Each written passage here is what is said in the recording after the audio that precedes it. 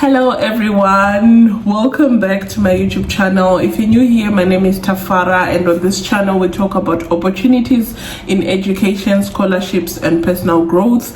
And I know I haven't been available. I've been quiet for some time now, and it's because, as a PhD student, you have tight schedules sometimes, and sometimes things seems to be easing up. But yeah, I'm here, I'm back. And today we want to talk about something that's been on my mind during this time I was not available. And honestly, it might be on yours too. Lately, I've been feeling like, disorganized. Not because I'm a disorganized person. Actually, I know that I plan, I track, I structure my work in a way that allows me to be, an organized person. But, because of the systems that surrounds me, and I'm pretty sure if you're a PhD student or an early career researcher, you probably know exactly what I'm trying to say. You probably know that sometimes we plan, sometimes we can be the most organized person in the world, but sometimes when we are operating inside systems that may seem disorganized, it wears someone down. And I was kind of feeling the same. And sometimes it makes you feel like you're failing, you're behind, you're not doing everything right. Your world just crumbles like in front of you. You'll be just wondering like exactly what's going on with me. And here is the thing, it's not you. It's not the lack of discipline or the bad time management or poor planning. Sometimes it's just, those systemic friction. It is something that happens when the environment around you sometimes can be chaotic. Remember, sometimes environments can be inconsistent, or sometimes they can, there won't be structures that are well designed to support your structured work. And it happens as a student, as an early career researcher. That thing happens quite a lot. And to be honest with you, these can show up in different, areas. Probably you might get your feedback from your supervisor late, or you might have unclear expectations, or sometimes you have things that show up last minute, and sometimes you feel like you're moving in circles, or sometimes it's just the administration systems that change without warning you, or sometimes you have to shift your project goals with no documentation. And trust me, this can take away a lot on us. And I want you to understand that these are not personal failures. These are system level failures that trickle down and disrupt your flow, your routines, your mental clarity. So sometimes as students, we don't give ourselves time to really understand that we are doing everything right that we are doing. It's just how the system is built. So I don't want you to internalize this chaos as it's your fault. That's why I just came here to just discuss with you guys that sometimes it's literally not your fault. And sometimes the stress that comes as a student comes because you're trying to think that all this chaos is because you have not planned well, you have not done your things well. And I'm here to tell you that no, do not internalize that chaos as if it's your fault. It's not. It's not actually your fault. It's not even your fault, and you need to learn how to separate these things. And sometimes you will start thinking, am I so disorganized? No, you're not. You're just navigating disorganization, because obviously we don't live in a bubble. We live with systems, and sometimes they can affect us. And that's, a different problem. And sometimes it calls for different kind of solutions. That means that if you are in this stage, or you were in this stage like me, you have to put things in place to solve these kind of issues. So one thing that comes up is, how do you stay productive? How do you stay focused and stay sane when you are surrounded by such mess? And I think for me, the first thing that really worked was to name it, to sit down and really identify that, Tafara, this is not you. this is the system. This is not you. These are some of the, systems that are there, or the rules that are built. And it doesn't necessarily mean that you're not doing well. It doesn't necessarily mean that you have deviated from the things that you were supposed to do. But I had to sit down and identify where was this chaos coming from. Some of the things that you can note down are trying to see, like, what are the 2 or 3 recurring breakdowns that keep making your work harder or than it needs to be. Because sometimes it cannot be the whole system. It could be one thing that keeps on, recurring, repeating itself. And if you don't solve that, it means it will become a cycle of you, trying to navigate that. It's like 1 minute you are feeling good about your work, 1 minute you're feeling good that you're making progress, and the next minute you are back where you were feeling like you were so disorganized and there was so much chaos. And so sometimes it could be that because when you are a student, you work with different people, and sometimes there are collaborations between different institutions and stuff, and sometimes it might be different collaborators that are asking different things from you, and or maybe you are constantly receiving data in different formats, all of those things. When you're doing research, most of the stressors comes from different areas, and if you don't really sit down to identify and say, okay, where is this stressor coming from, where is this chaos coming from, you will end up being a frustrated student.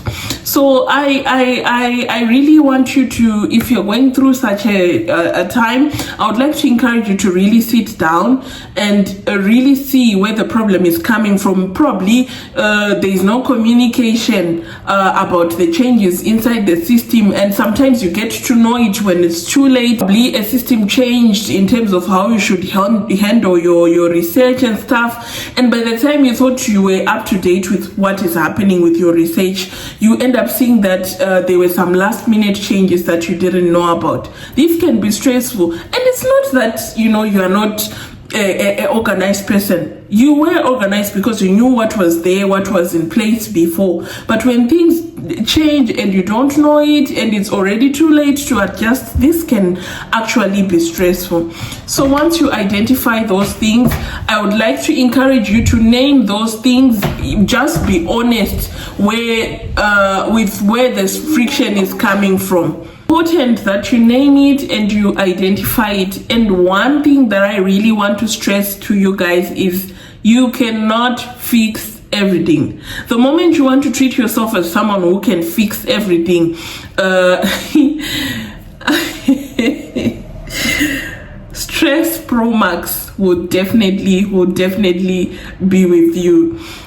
So it is important that you really sit down and really understand that you cannot fix everything. But however, you can build systems that shield you from those breakdowns. Because sometimes when you can't control what other people are doing, you can build systems to protect yourself, to protect your sanity. And obviously that's the next step. You don't just try to improve your productivity, but you build, interfaces between you and the chaos. And never take the bait of having systems make you think that, Tafara, you are a disorganized person. Once you internalize that mentality, it's gonna be stressful for you. So never internalize that thought, because the moment you internalize that thought, trust me guys, you will always be questioning the things that you're doing and always be wondering, like, what is really going on with me. But one thing that I want to encourage you is to think of yourself like a clean person in a messy environment. Think of yourself like someone who is very organized in a messy environment. That means that you cannot rewrite the whole, system, but you can create your own system, your own clear entry points and rules for how things will interact with you. This is very important, and this is very good for your sanity, because once you don't build those systems that makes the interactions that you do with the system kind of favorable to you and not to mess up with your mind. Once you don't do that, you are going to be frustrated, you're going to be always down, depressed. And trust me, we spend a lot of hours in these environments, so eventually it will catch up. Even at home, even the way you interact with other people, it will definitely catch up. And I don't think it's something that I would like to encourage someone to keep on piling up and piling up. An example is like, if there are so many collaborators within your project, or you have to set up templates. For example, you might say, okay, if I'm going to get my data set from different collaborators, tell them that I want the data set in this setting, it has to fit this criteria. I'm just giving an example of some of the stressors that may come, so that when you receive the data set from them, right, it means that you are removing those systematical stress that is coming up, so that sometimes you might have to develop things like project dashboard for yourself, where you track deadlines and control it, right? Sometimes you might have to automate your workflow so that you're not starting from scratch all the time. And this is very important, because sometimes some of the things that really come with stressors when you're doing research really come from these things. Probably you have to put in place, if you know that you're going to be doing this process over and over again. Sometimes it's good to automate your things, to have templates. So this is one of the things that is very important. And when you build systems, you would see that life starts becoming easier and easier for you. And when you do that, you are showing that you're not trying to control everything, but you're building a buffer. And I think buffers are very critical, because once you accept that things around you will be messy, things around you will be stressful, and likely won't change anytime soon, you can stop being so surprised by the chaos and start preparing yourself for it. And I think this is very important, and this is a mindset that I learned to work with this year, because I saw that before, as someone who tries to be very organized, who wants things to move in a systematic way and stuff. It was so stressful, but I then realized that life is not as easy like that. Life has ups and downs. The same with research, it has ups and downs. And if I don't learn to control these chaos, and if I don't learn to prepare my mindset that when faced with these kind of things, I have to adjust, I'm always going to be stressful. And the worst part of it is that all of us who are doing this research thing have families. We have kids, we have our husbands and wives, we have family around us. And if you don't take care of that, honestly, it will start reflecting at home. You will be so frustrated, and most of the people would probably hate that you're doing that PhD, or you're doing that research, or you have taken that step to develop your career. They would start to resent you, because eventually the stressing will definitely pour out to your time at home. So I wanted to share this with you, because I know that out there, most of you might be struggling with this, and probably you're wondering, how best can I help myself? Or you're probably in the stage where you are blaming yourself, like, okay, I messed up, this didn't work out, and all of those things. And I just wanted to let you know that it's not you, it's systems that are built around you. So the next thing that I want to encourage you is to leave time margins. This is something I think that I learned a few months ago. Before, I was very rigid on time margins, and I think that when someone is very rigid on time margins, you are most likely to be disappointed, because we talked about this. There are systems built with other people in it, and you cannot control everyone.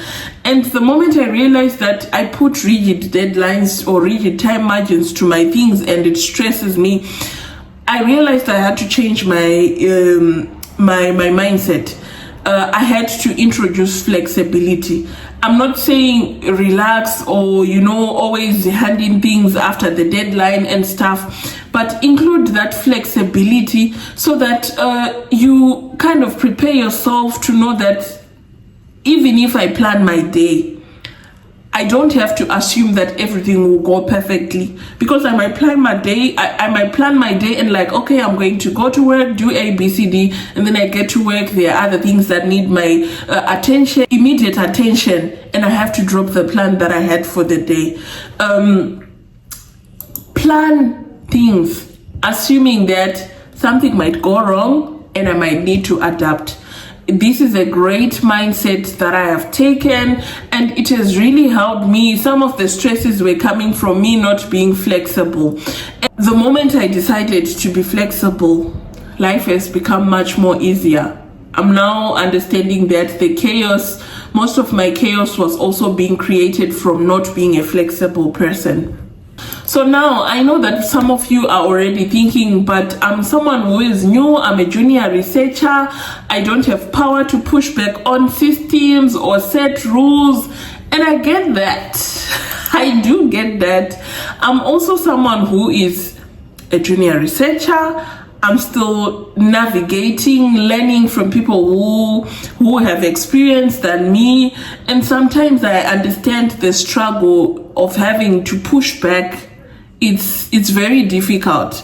In Shona we say unozongojigira uroi kunyara. It means that you're probably doing things because you are shy to push back and stuff.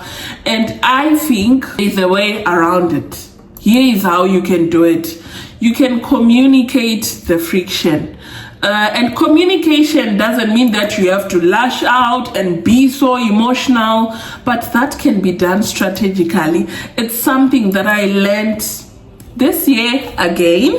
Before, I would come back home, I would cry my eyes out. I would stress, I would rant on my own, but I realized that doesn't change things at all. Things will not change because I've come, I have cried, I have ranted the things out.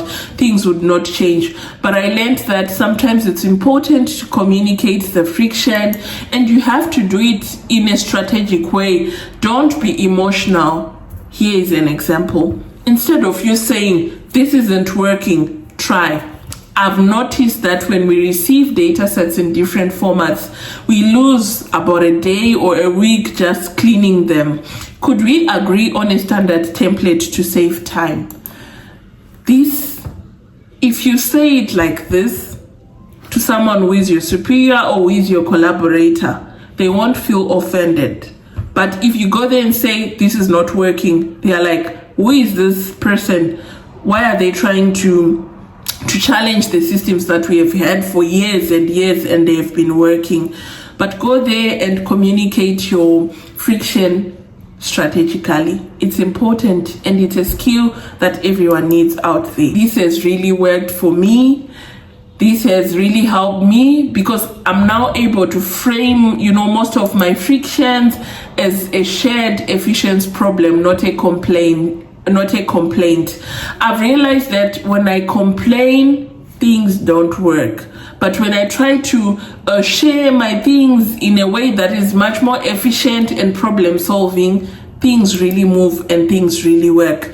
And most of the people want to be helpful. They just don't realize that most of the habits are creating downstream chaos. Sometimes, people will be thinking that they are being helpful, or, systems will be thinking they are being helpful. They won't realize that some of the habits that are happening in the system are causing chaos. But when you bring it up to them constructively, not in a way that's like, okay, I'm here, I'm a new junior researcher, I know what I'm doing. Don't go there with your big head and try to tell people who have been in the systems for years and years, tell them in a way that is kind of demeaning. It won't work. I would like to advise you that bring your things constructively, and this will come out as if you are not just protecting your sanity, but you're also improving the whole system for others too. Remember that the place that you are in today, right? Someone else will be in that place in the next coming years. And if they come and they realize that Tafara was there, Tafara helped put systems in place to say, like, when we are receiving data sets from different companies and stuff, we have to have them in this template. Imagine how this would make life easier for them as well. So you are not just improving the system for yourself, but you're also improving the system for others too. And one of the most important things that I want you to remember is this: don't tie your self-worth to the mess, because when you tie your self-worth to the mess, you are always going to be stressed. Just because feeling out of control doesn't mean you are. You can be organized, you can be disciplined, you can be structured, and still feel like you're falling behind. Not because you are failing, but because you are working inside environments that constantly change the rules, moves the goalposts, or even drop new problems in your lap without warning. So in that situation, feeling overwhelmed is not a weakness. It's a sign that you're running into the limits of what personal discipline alone can solve. So I hope that discussion that we have has really helped someone out there.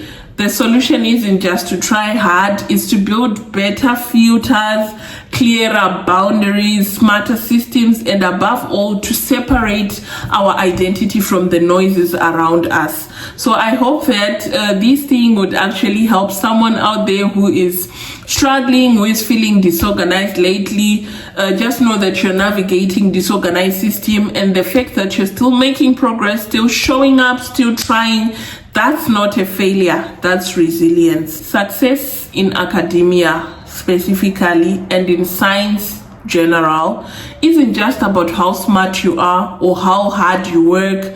It's about how well you manage the mess. Thank you guys for watching. Take care and build systems that work for you. Bye.